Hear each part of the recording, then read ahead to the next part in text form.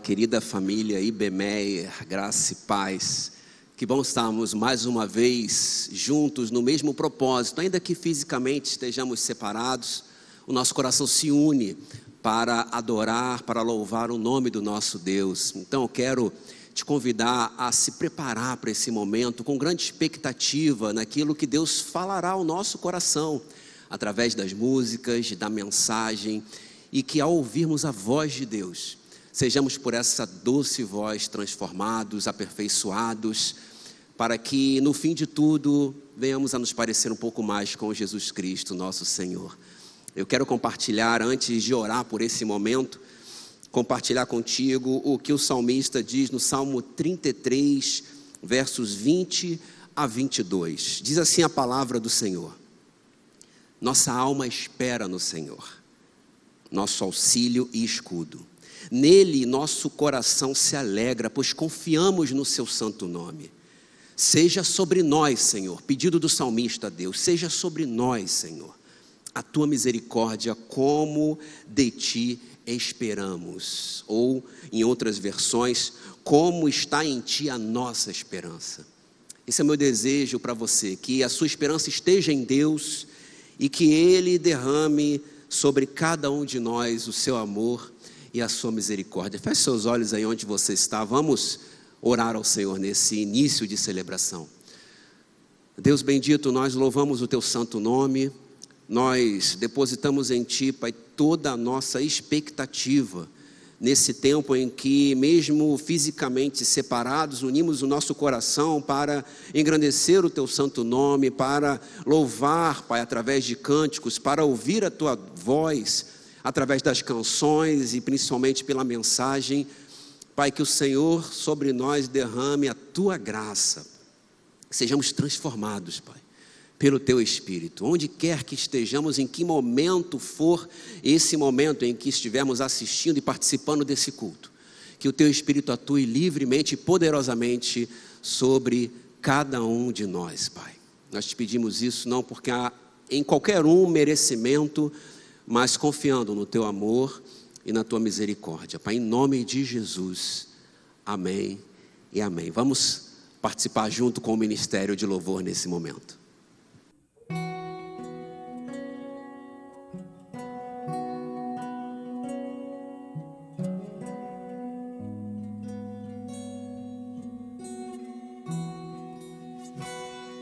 Não há outro igual ao que se assenta no trono, sobre tudo e todos. Ele olha das alturas, atento a ouvir as suas criaturas.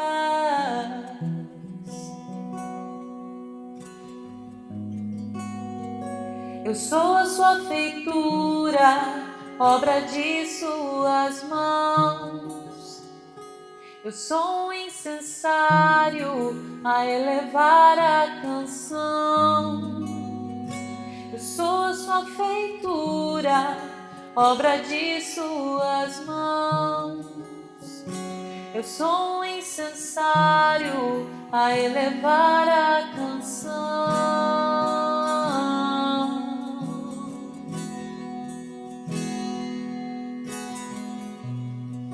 Deixa subir o incenso santo, deixa subir a minha adoração, deixa subir o incenso santo, deixa subir a minha adoração.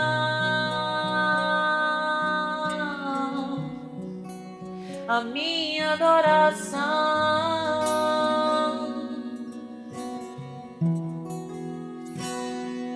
Não há outro igual ao que se assenta no trono, sobre tudo e todos. Ele olha das alturas, atento ouvir as suas criaturas, e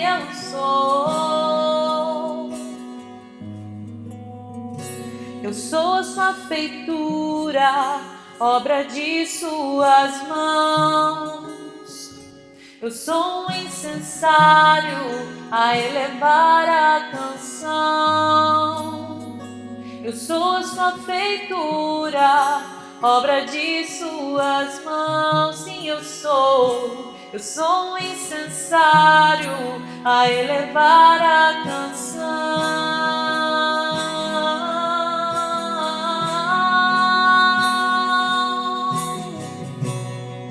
Deixa subir o incenso santo, deixa subir a minha adoração, deixa subir o incenso santo, deixa subir a minha adoração,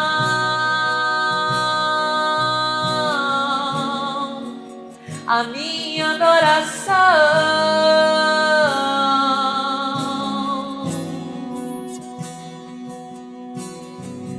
De noite, noite e dia, até que as taças estejam cheias. De noite, noite e dia, até que ele retorne à terra. Dia e noite, noite e dia, até que as taças estejam cheias. Dia e noite, noite e dia, até que ele retorne à terra. Dia e noite, noite e dia, até que as taças estejam cheias. De noite, noite e dia, até que ele retorne à terra.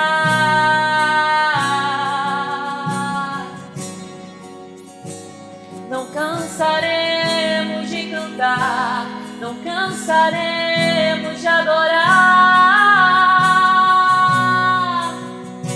De noite o nosso louvor subirá, de noite subirá.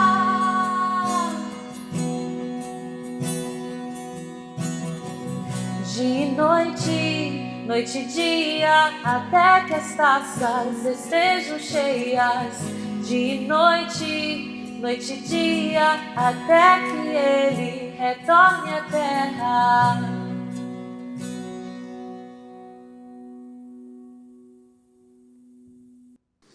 Muito bem, queridos, chegamos àquela parte do nosso culto em que nós entregamos parte daquilo que o Senhor já tem nos dado. Os nossos dízimos, as nossas ofertas. Eu tenho convicção de que Deus tem sustentado cada um de nós pela tua graça, pela graça dele, melhor dizendo, e a gente tem esse privilégio de cultuá-lo entregando parte dos nossos recursos. E eu estava pensando em alguns versículos para essa ocasião, e me veio à mente o que está escrito lá em 2 Coríntios capítulo 8, quando Paulo ele está escrevendo aos irmãos de Corinto acerca desse privilégio de ofertar ao Senhor. 2 Coríntios 8, de 1 a 5 diz: também, irmãos, queremos que estejam informados a respeito da graça de Deus que foi concedida às igrejas da Macedônia, porque no meio de muita prova de tribulação manifestaram abundância de alegria, e a profunda pobreza deles transbordou em grande riqueza de generosidade. Porque posso testemunhar que na medida de suas posses, e mesmo acima delas, eles contribuíram de forma voluntária, pedindo-nos com insistência a graça de participarem dessa assistência aos santos. E não somente fizeram como nós esperávamos, mas pela vontade de Deus deram a si mesmos, primeiro ao Senhor, deram a si mesmos e depois a nós. Queridos, o que Paulo está nos ensinando aqui, e que deve ser esse nosso movimento de generosidade ao Senhor, é que primeiro a gente se doa enquanto ser que somos ao Senhor. Deus, muito mais do que o nosso recurso financeiro, quer o nosso coração. Foi isso que os irmãos da Macedônia fizeram, entregaram-se ao Senhor. Foram eles mesmos a oferta ao Senhor. E depois dessa primeira entrega, aí sim entregaram recursos financeiros, que foram bênçãos na vida de quem necessitava. Então, nesse momento em que a gente vai acessar a nossa conta corrente, que a gente vai fazer a nossa transferência, a nossa oferta, que o nosso coração tenha sido primeiramente já entregue ao Senhor. Não adianta a gente fazer esse movimento sem que o nosso coração tenha sido levado aos pés do nosso Deus. Então eu quero, diferentemente de como ocorre, eu quero orar antes. Quero orar para que esse movimento nosso seja de entrega de corações e posteriormente de entrega dos nossos recursos financeiros. Senhor, nós somos absolutamente agraciados, Pai, porque podemos ofertar financeiramente para a Tua causa, para a Tua obra e gerar vida na vida de muita gente. Mas antes disso, Pai, eu e meus irmãos queremos mais uma vez entregar a nossa vida, o nosso coração, a nossa alma, tudo que somos e tudo que temos ao Senhor. Cremos que a nossa oferta financeira será resultado, será produto da nossa entrega de corações, e é por isso, Pai, que eu me junto aos meus irmãos nessa entrega. Pai, recebe o nosso coração, recebe a nossa vida, recebe tudo o que somos no Teu altar, Pai. E a partir dessa primeira entrega, receba também os nossos recursos financeiros e promova, Pai, o Teu reino através desses recursos. E muito obrigado por nos permitir participar desse movimento, que é um movimento do Teu Santo Espírito. E no nome de Jesus que eu oro, amém e amém. As informações vão aparecer aí na sua tela, então faça desse momento uma entrega de coração e uma entrega de recurso financeiro generosa para toda boa obra, como diz também o apóstolo Paulo. Deus nos abençoe nesse movimento.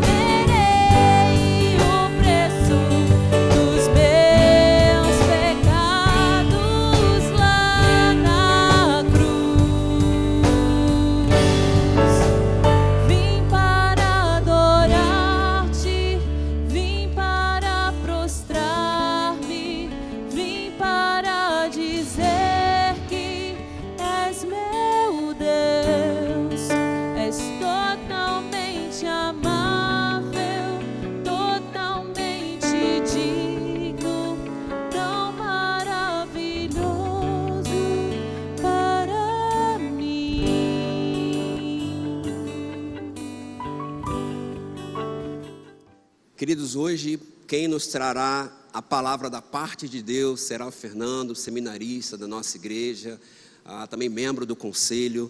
Já falou outras vezes aqui, eu tenho convicção de que nós seremos abençoados por essa boa palavra que Deus já colocou na vida do nosso irmão. Então, Fernando, que Deus abençoe você de forma muito generosa e transborde da palavra dele para todos nós, em nome de Jesus. Amém. Amém. Glória a Deus. Saúdo a igreja com a graça e a paz do Senhor.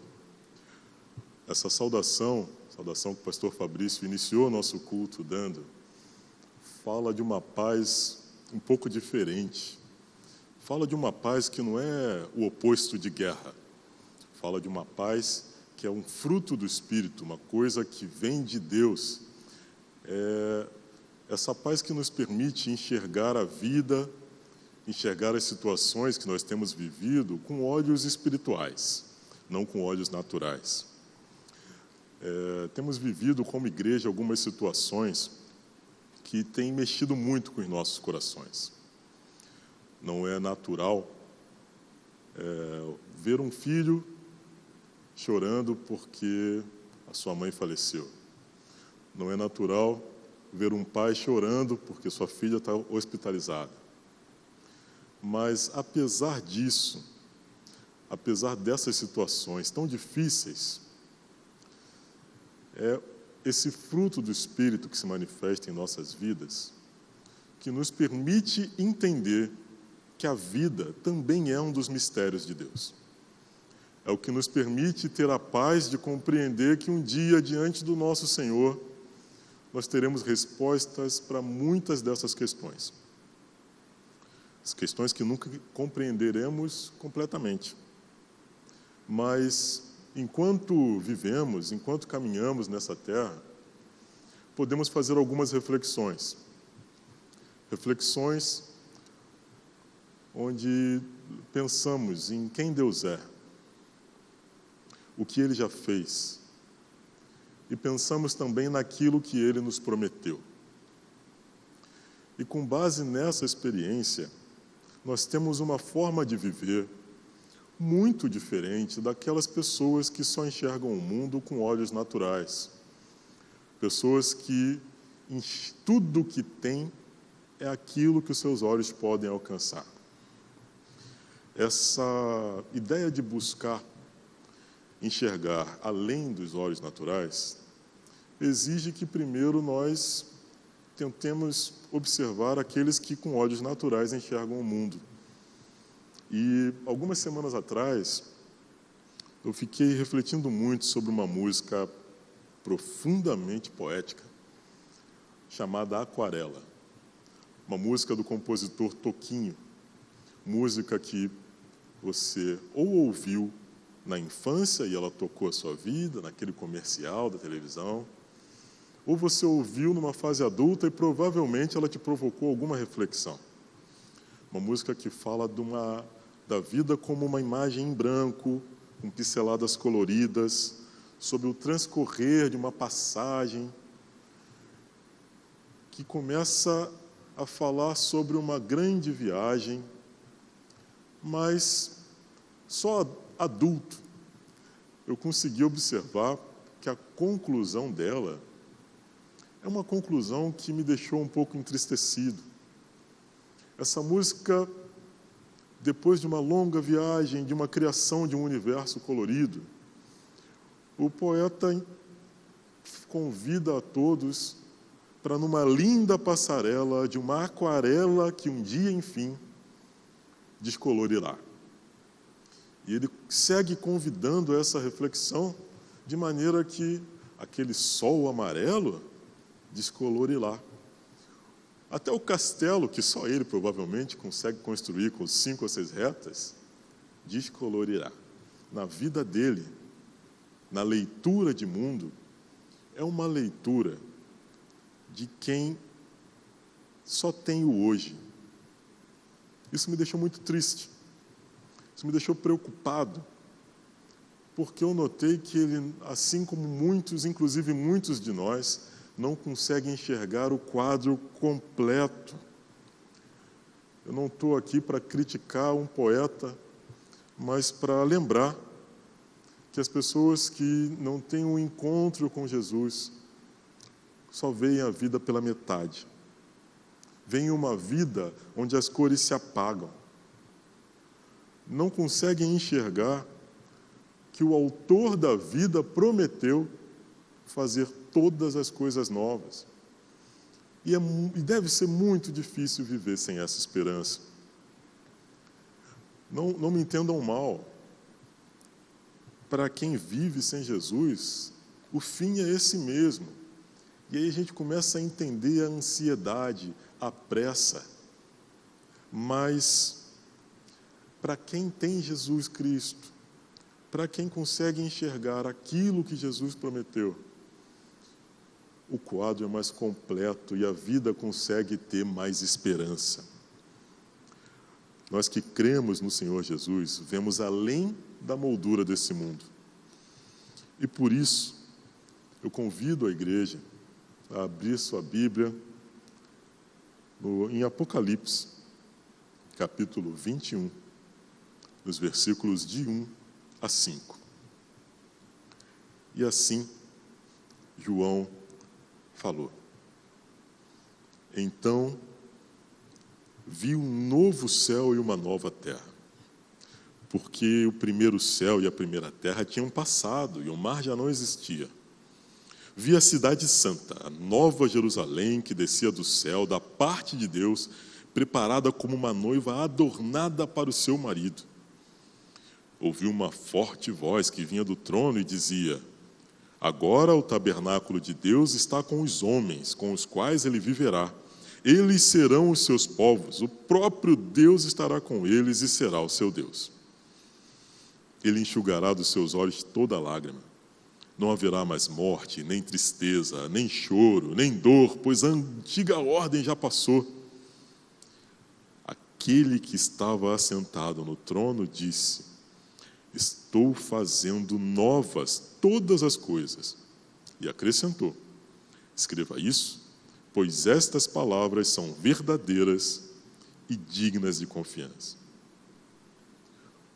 O que o Espírito Santo nos fala através desse texto é que, ao contrário da imagem de uma vida que um dia descolorirá, onde a esperança desbota, o próprio Deus tem um quadro pintado que jamais se apaga.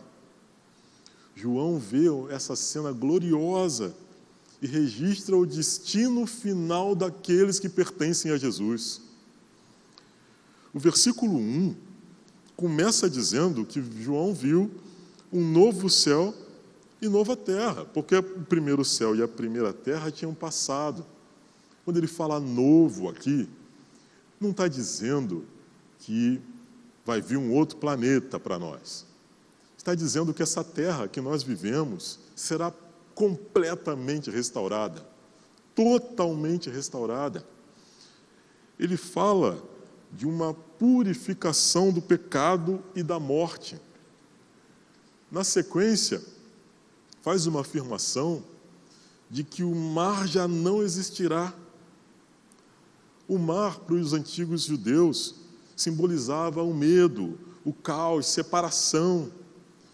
Tudo aquilo que hoje nos assusta, tudo aquilo que hoje nos entristece, deixa nosso coração pesado, desaparecerá. No versículo 2, ele fala da nova Jerusalém que desce do céu, preparada como uma noiva para o seu noivo. A nova Jerusalém significa o povo de Deus já glorificado, já transformado, completamente restaurado para uma vida de união com o nosso Senhor, que vai reinar aqui. Essa imagem aponta para um relacionamento seguro que nós temos com Deus. Teremos um relacionamento face a face, cheio de amor. Um relacionamento, esse sim, onde nós vamos entender os mistérios da vida que hoje não conseguimos entender. Mas sabendo dessa promessa, conseguimos ter paz, conseguimos marchar, avançar, mesmo em meio às dificuldades. Na sequência, versículo 3. João ouve uma vinda do trono que anuncia uma coisa extraordinária. O tabernáculo de Deus está com os homens. Deus vai habitar permanentemente, plenamente com o seu povo. Ele não vai nos deixar. Nós viveremos um tempo onde não apenas veremos um céu bonito, uma terra que não anoitece, nós veremos o próprio Deus e face a face com Ele. Nós vamos glorificá-lo eternamente. Isso é uma vida plena. Isso é um quadro completo. Isso é uma aliança que nunca será rompida. Encontramos ainda no versículo 4 um consolo profundo. E eu peço que você leia calmamente comigo, palavra por palavra. Ele enxugará dos seus olhos toda lágrima. Todo sofrimento vai deixar de existir. Tudo isso deixará de existir. Isto é, a verdade, a palavra de Deus.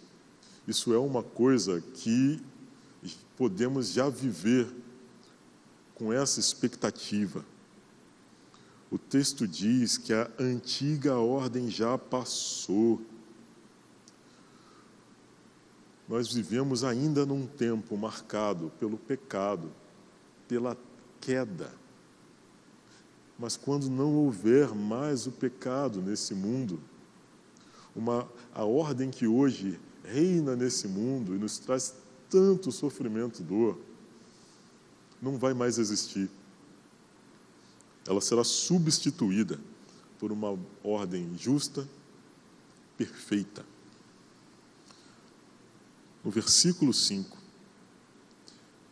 o próprio Deus declara: eis que faço novas todas as coisas, estou renovando tudo, nada será como antes.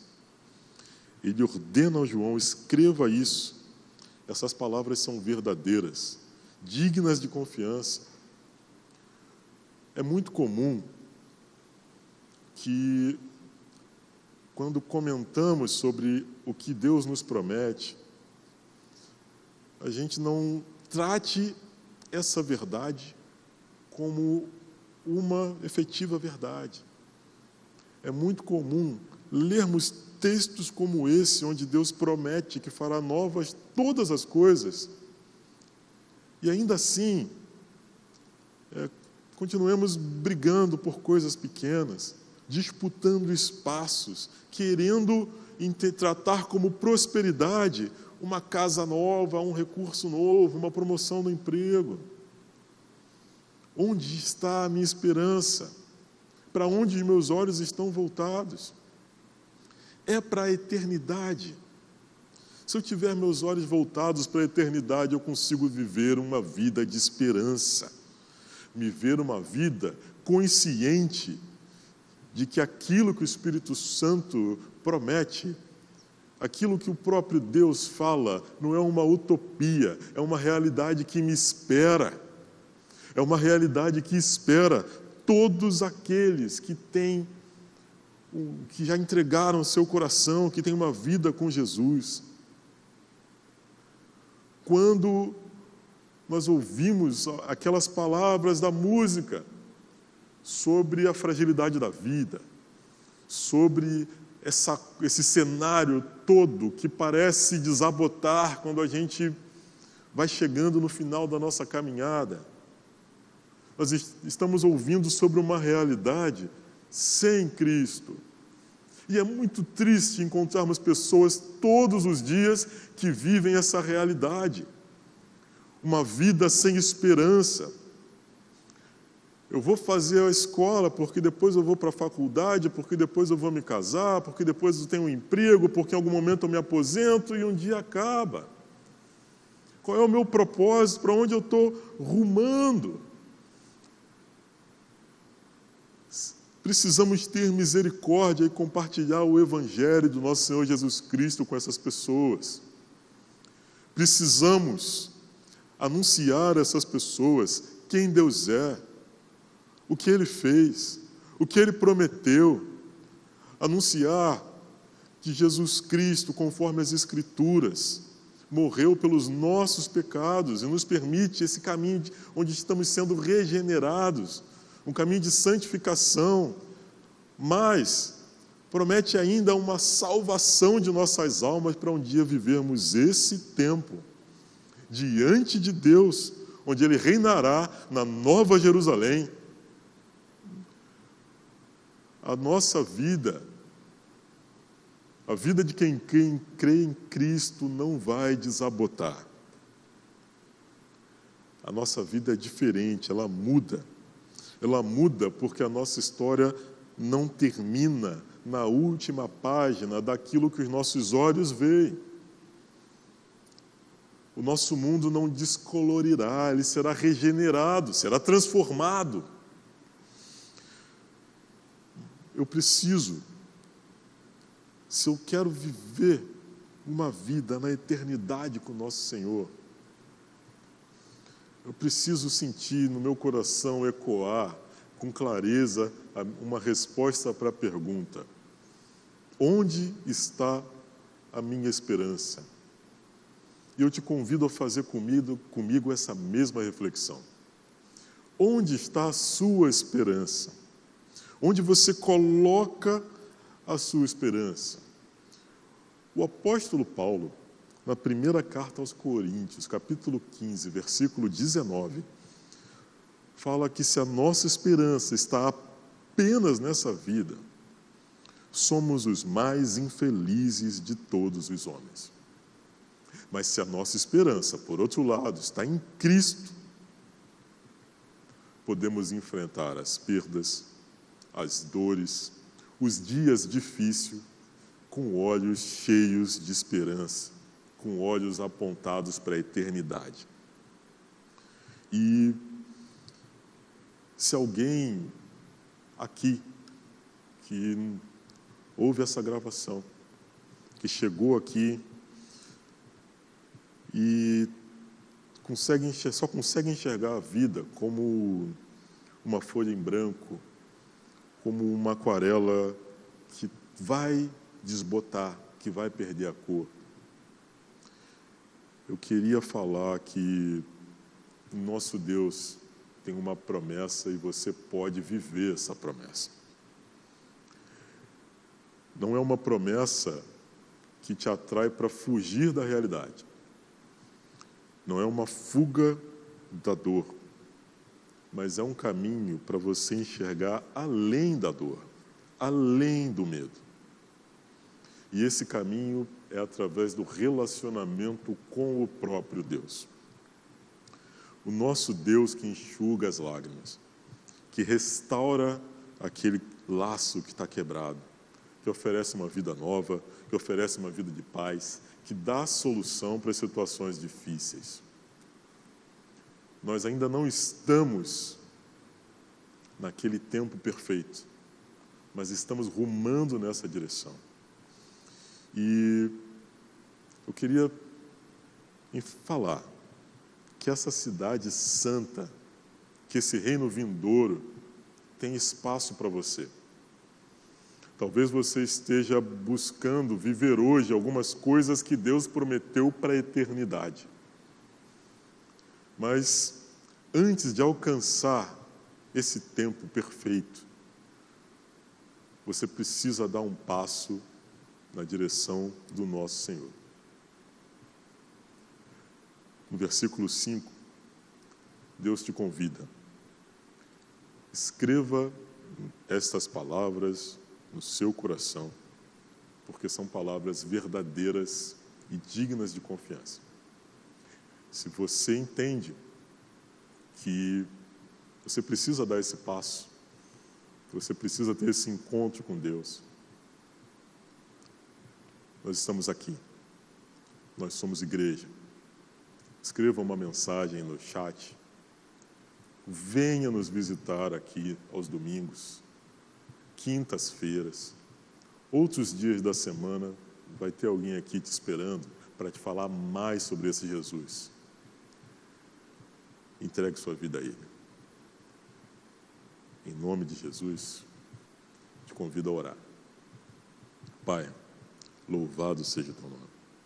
Que o Espírito Santo fale aos nossos corações. Que o Espírito Santo gere movimentos e transformações em nossos corações, nos encha de esperança e nos guie. Nos guie para esse tempo onde conheceremos Deus plenamente, face a face, e finalmente vamos ter uma vida sem dor, sem lágrimas, sem tristeza, e que essa promessa nos encha de esperança hoje, e que possamos viver com base nessa esperança. Te louvamos, te agradecemos, em nome de Jesus. Amém.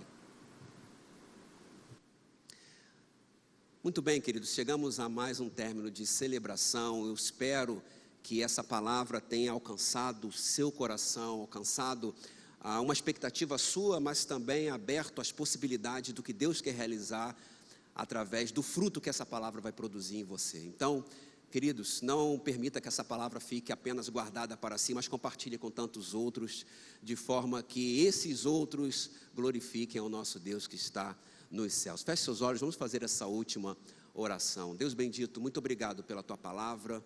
Obrigado, Pai, porque ela é capaz de transformar a nossa vida e gerar fruto, não nosso, mas do teu Espírito em nós. E esse fruto, Pai, e essa palavra pode transbordar para tantos outros. E te pedimos isso, Pai, que sejamos ao longo desse restante de semana aqueles que transbordarão da tua palavra, do teu Espírito, para que outras pessoas se encontrem contigo e glorifiquem o teu santo nome. Pai, que cada um de nós seja alcançado pelo teu amor, pelas consolações do Santo Espírito, pela graça salvadora que há no nome de Jesus, o nosso Senhor. Amém e amém. Um grande abraço, Deus abençoe a sua vida.